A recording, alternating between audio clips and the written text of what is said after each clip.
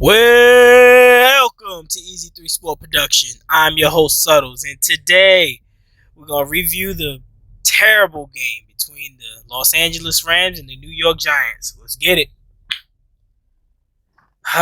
First things first, go ahead, hit that sub button. Make sure you hit that like button so that YouTube can go ahead and push this video so it can help the channel grow. And make sure you share this video with everybody that you know, because being a Giant fan at this moment is the toughest thing in the world. And so let's get to the game. So this was one of the worst performances I have ever seen from a Giants team. Now, mind you, I'm 32 years old. So I've seen the mid-90s. I've seen how bad we was. Pretty bad teams in 2000s. I mean, even last year, the 49ers game, the Cardinals game, even before that, the team giving up on Ben McAdoo. But I've never seen a game like yesterday. And the only thing I can compare it to is if you're off at your job one of the days and then your boss calls you in and says, hey, we really need you. We really need you to come in. I know it's your day off. And you come in on your day off. And the minute that you get there, you're like, I have no idea why the hell I'm here. I should not be here right now. I should be at home. That is exactly how the Giants looked yesterday. From the opening snap, they looked like they didn't want to even be on the field. It looked like they didn't even want to participate in this game. And it was bad. It was really, really bad. Like, this is rock bottom, which a lot of people are thinking, and I don't think so. I am fully expected this team to even be worse with the weeks coming. It's tough. It is really tough right now at this time to be a Giants fan. It really is. Like, there's nothing that's clicking right. There's absolutely nothing that we can look at in a positive light, especially from yesterday.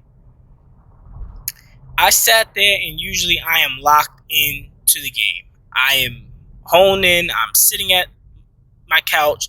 I'm looking at this game, and from the opening snap, I'm like, this team just doesn't have it. When Kadarius Toney goes down, I'm like, this is going to be a very difficult game. We're not going to win this. I didn't think we were going to win anyway, but with all the injuries, once Kadarius Toney went down, I knew we wasn't going to be moving the ball the way that we did. And the minute I seen Andrew Thomas get folded up and he laid on that floor, I legitimately sat there and said, Daniel Jones is about to have the worst game of his career right now. And I said that with 100% confidence that I knew that Daniel Jones was going to have the worst game, because now we're seeing the impact that Andrew Thomas actually provides on that offensive line. All of Daniel Jones' progressions, the reason why he was looking so good for the first 4 games was because of Andrew Thomas. And now we see, without Andrew Thomas, you see what Daniel Jones is. When he doesn't have that blindside protector, you see what he is.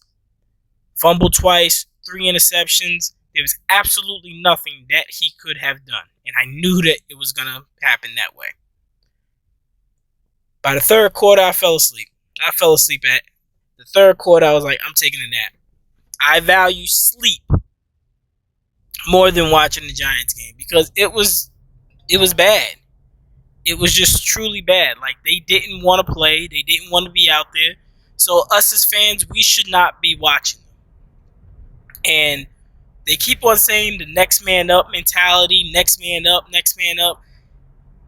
The next man up mentality really only works when it's the second string in for the first string. Not when it's the fourth string Starting, Daniel Jones yesterday went out there with Sterling Shepard, who was just coming off injury, Evan Ingram, Colin Johnson, and Dante Pettis. Those was his weapons, with Devontae Booker as his running back. This defense can't stop anything. They can't do anything right. The secondary is terrible. The defensive line gets no push whatsoever. Now, I see a lot of content creators getting on here and they're yelling and they're just upset and they're mad. I've done all the yelling that I can do. I did it at the Atlanta game. With the Atlanta review, that was my epic rant because at the end of the day, now I'm just looking at this team for what they are. This is a 5 to 6 win team. That's what they are. I went way out of bounds when I thought that this team was a 9 to 10 win team.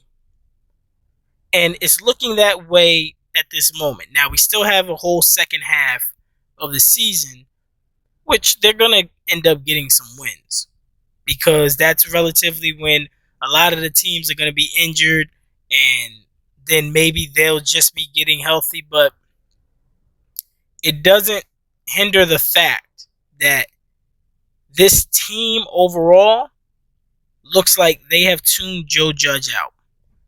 And when I did the live stream at the beginning of the season, me and my guy D-Lo, we spoke about this. We said we like what Joe Judge is doing, but the way that he coaches, results have to come. Because if you don't see the results, you're going to see this team turn their back on him real quick. And yesterday was a clear indication that this team is not willing to fight for Joe Judge. The writing is on the wall. Now, today is Monday. Usually it's the day off. It would not surprise me if we get an alert tomorrow saying that Joe Judge got fired. It wouldn't surprise me. Is it fair? No. But the whole thing of him coming in saying we're going to punch you in the mouth for 60 minutes, we're going to put a product on the field that New York fans should be happy about, he clearly lied about that. Because this is not a product that New York Giant fans are proud of. This is not a competitive team at all. You pushed everything on this salary cap until next year. You're paying all these guys big money, and everybody there is made of glass. Now, I wouldn't be surprised if Joe Judge gets fired tomorrow, but do I really think that he should? No. Now, I can tell you who I do believe should be fired, and that's the training staff. A lot of people don't go too far into it. Now, maybe I'm just a little different because I am an actual personal trainer. I've been training for 13 years, own my own business and everything, so I know about fitness. And at the end of the day, that training staff needs to go. Because for so many people getting injured, I understand that this is football. I understand that it is 100% rate of injury. But the way that these guys are getting injured, it's just not a coincidence. It's the training methods. It's the weightlifting schedules that they have them on. It's the regiments that they have them on. It's the exercises that they're doing. They're not getting them to their full potential, their full capacity with flexibility, mobility, and everything of that nature. They're not doing it. That training staff is the first thing that needs to go. But Giant fans, all I can really say is just hold on to your hats. Just hold on to your hats because this is not the worst that it's going to get.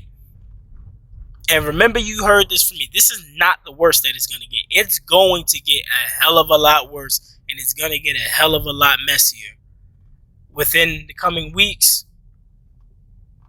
Because there's really no silver lining for this team. There's really nothing that you can hang your hat on and be like, hey, at least we have this. That's not what it is. But if you made it this far into the video, go ahead, hit that sub button. Make sure you hit that like so that YouTube can begin to push these videos to try to grow the channel. And until next time, I'm out.